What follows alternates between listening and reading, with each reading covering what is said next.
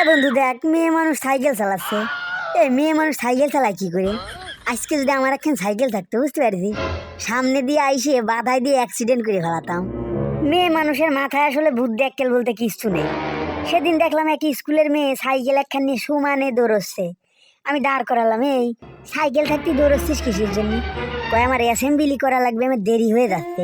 তা আমি বললাম সাইকেলে উঠে চালাই গেলেই তো তাড়াতাড়ি হয়, সাইকেলে দৌড়ানোর কি দরকার আছে? বলে যে সাইকেলে উঠার মতো সময় আমার কাছে নেই। হেই চলে আমার সাইকেল হাওয়ার জোরে উইরা উইরা, আজকে মায়েদেরকে সাইকেল চালানো শিখেবো হাতে ধইরা ধইরা। আমি সাধারণত তাদেরকে সাইকেল চালানো শিখাই যারা কমলা কালারের ড্রেস পরে। এই কালারের ড্রেসটা আমার খুব ভালো লাগে, এই জন্য এইসব মেয়েদেরকে আমি সাইকেল চালানো শিখাই।